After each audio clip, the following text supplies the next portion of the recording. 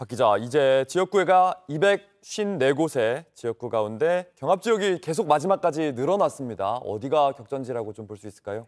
네, 사실 지난주만 해도 각 당이 예측한 경합지 한 50곳 정도였는데 선거일이 임박할수록 점점 늘어서 한 60곳 정도를 접전이라고 보고 있습니다. 국민의힘은 이제 자체 판세 분석한 결과로는 서울 15곳, 경기 인천 11곳 등 수도권 26곳 이상에서 지지율 3에서 4%포인트 내에 박빙 승부가 벌어지고 있다고 보고 있습니다. 이재명 대표는 서울의 접전 지역은 한 11곳 혹은 12곳 정도 보고 있고 경기는 17곳, 또 인천은 3곳 등 30곳이 넘었다고 공개를 하기도 했습니다. 아무래도 수도권이 상당히 지금 접전이 펼쳐지고 있고요. 네. 어제 또 이재명 대표는 자신의 소셜미디어에 전국에 한 7곳을 더 격전지로 분류해서 공개를 했습니다. 아무래도 민주당이 좀 앞서는 상황이고 국민의힘이 따라가고 있는 상황이기 때문에 이재명 대표는 조금 더 접전 지역을 공개하면서 좀 투표에 나서달라 이렇게 호소를 하고 있습니다. 이재명 대표가 어제 공개한 접전 지역구는 어디죠? 지금 충청도 중원권이 좀 있고요. 그동안 공개되지 않았던 주로 수도권 외의 지역에 해당이 됩니다.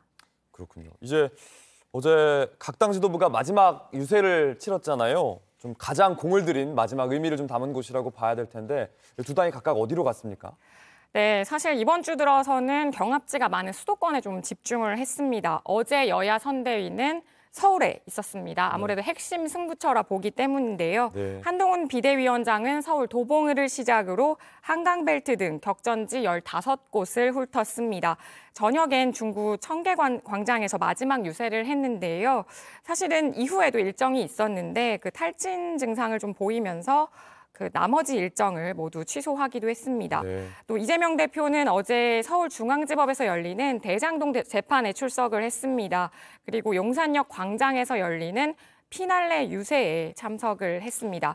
이재명 대표 1% 차이, 그러니까 1%포인트 차이로 승부가 날 거다 이렇게 호소를 하면서 이 정부에 적어도 레드카드는 아니어도 옐로카드를 들어서 정신을 들게 해달라 이렇게 심판론을 최대한 부각을 했고요. 한동훈 비대위원장은 딱 한 표가 부족하다. 간절히 호소하면서 나라를 구해달라. 구국론을 계속 강조했습니다.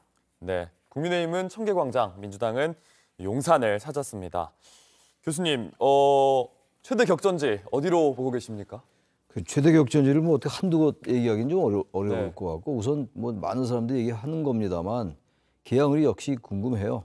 지금 이재명 대표와 원희룡 후보가 이제 맞붙는 곳인데 인천 계양을이죠. 그쪽도 그렇고 분당 갑을도 그래요. 분당 갑을 다 이제 격전지로 분류한 곳인데 지금 격전지 분류한 것이 60곳 된다는 거 아닙니까? 네. 50곳 정도에서 60곳으로 늘어났는데 분당 갑을도 그중 하나예요. 지금 분당 갑의 안철수 후보와 이제 이광재 후보 그렇고 이제 분당을은 김병욱 민주당의 김병욱 국민의힘의 김은혜 후보 이제 상당히 이쪽도 이제 예상이 어렵고. 네. 수도권이 그런데 꽤 많아요. 그렇죠. 용인갑도 그렇고 그래서 어느 한두 곳을 얘기해달라고 그러면 이건 차라리 다 얘기하라면 다 얘기를 하겠는데 네. 시간이 별로 없는 것 같고 네. 또 용산도 굉장히 관심입니다. 권영세 후보 그리고 강태웅 그렇죠. 후보 이제 다시 맞붙는 건데 네. 그 부분도 그렇고 특히 이제 김해을인가요? 김두관 김태호 후보가 붙은데 이른바 낙동강 벨트라는 곳 거기도 경남 양산을이죠. 김해을이 아니고 양산을입니다. 거기도 그렇고 말이죠. 굉장히 많아요. 지금 이제 아까 50곳이라고 얘기하는 데가 서울 한강벨트라고 얘기하는데 한강을 쭉 연이어 있는 데가 11곳 정도 되고 네. 또 경기 남부에 반도체 벨트라는 데가 있어요. 수원, 화성, 용인, 평택 이런 데가 곧 16곳 정도입니다. 이게 다 수도권들이에요. 그리고 부산 경남에 지금 방금 얘기한 낙동강 벨트가 10곳입니다. 지난 21대 때는 9곳이었는데 한 곳 늘어났어요.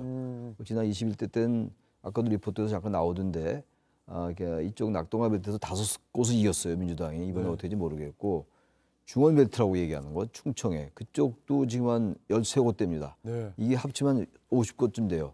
그러니까 여기서 상당히 승패가 날 것 같거든요. 호남이야 어차피 민주당이 유리할 거고 네.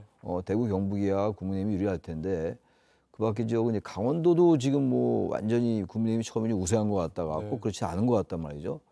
그래서 지금 대체적으로 전망들은 일반적으로 네. 언론을 보면은 이른바 전문가라는 사람들이 민주당의 우세를 많이 점치는 것 같아요. 뭐 과반이냐, 뭐 180석이냐, 200석이냐 여러 가지 시나리오들 얘기하고 있던데 정말 이건 이번 선거는 개표를 해봐야 할 것 같아요. 대체로 이 예측이 잘 안 맞은 경우도 굉장히 많고.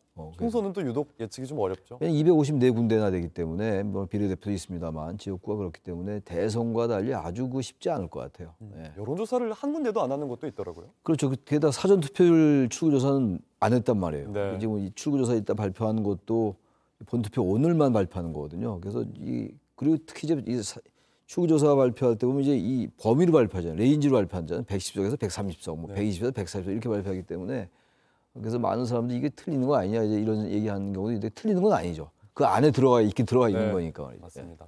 그 처음에 이제 언급하신 예. 인천 계양을이나 경기 분당갑 이런 곳이 좀 무게감을 두시는 이유가 뭐 미니 대선이다 이렇게 얘기도 하기도 하잖아요. 예, 그렇죠. 그렇게 좀 중량감 있는 인사가 있어서 좀 관심이 더 가는 곳이라고 봐야 될까요? 뭐 전국 254군데가 다 이제 관심이 가죠. 다 뭐 접전지긴 합니다만 특정 지역들을 좀 빼놓는다면. 근데 지금 말씀하신 데가 이제 상당히 그 인지도가 높은 후보들인데다가 만약에 선거에서 이기면 양대 정당의 이제 대선 주자 급으로 이제 부상할 수 있는 이런 선거거든요. 네. 그러니까 이번 선거가 총선거가 아무튼 무슨 각 선거구의 이제 승패가 특정 지역구에서는 여야의 정치 지형을 가늠할 수 있는 그 정도의 그 무게를 지닌 후보들이 많단 말이죠. 네. 그래서 특별히 이제 그런 지역을 많이 얘기했고 저도 그래서 말씀드린 겁니다. 예. 네, 알겠습니다. 네, 어제 이재명 대표가 그 법원 앞에서 호명했던 초박빙 접전지 7곳을 좀 다시 말씀을 드리면요. 네.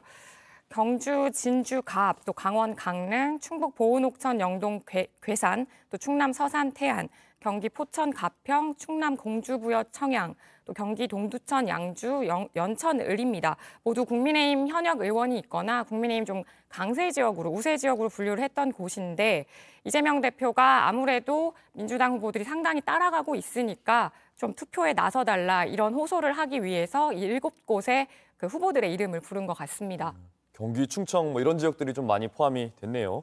네. 이게 아무래도 수도권 표심이 유동성이 크다 이렇게 이야기들을 많이 하는데 지난 총선에는 민주당이 좀 크게 이겼던 지역이기도 합니다. 국민의힘 지난 총선과 비교해보면 이번 판세 좀 어떻게 볼 수 있을까요? 네, 사실 지난 총선 같은 경우에는 그 국민의힘의 전신이죠. 미래통합당이 수도권에서 단 16석을 가져가는 데 그쳤습니다. 서울, 경기 합쳐서. 네, 그렇습니다. 서울도 한 8석에 불과했었거든요. 근데 수도권은 지금 전체 그 지역구로 보면 122곳에 달합니다. 거의 지역구 전체의 절반 가까이 되기 때문에 상당히 의석수가 많은데 이 중에서 지금 국민의힘은 26곳을 경합으로 보고 있고 민주당은 한 30곳 정도를 경합지로 보고 있습니다. 서울만 놓고 보면 국민의힘은 15곳, 민주당은 12곳 정도가 해당이 됩니다. 지난 총선과 비교했을 때 국민의힘이 지금 26곳까지를 경합지로 보고 있다는 얘기는 상당히 지금 민주당 후보들을 따라잡고 있다. 그 내부적으로는 그렇게 평가를 하고 있고요. 한동훈 비대위원장도 막판까지 골든크로스가 이뤄지고 있다라고 하면서 한 표를 호소하고 있습니다. 네, 치열한 선거가 이어질 것 같습니다. 아침엔 앵커 정재우입니다. 지금 이 기사 가장 먼저 매일 아침 7시 반에 보실 수 있습니다. JTBC 뉴스 채널을 구독해 아침엔과 하루를 시작하세요.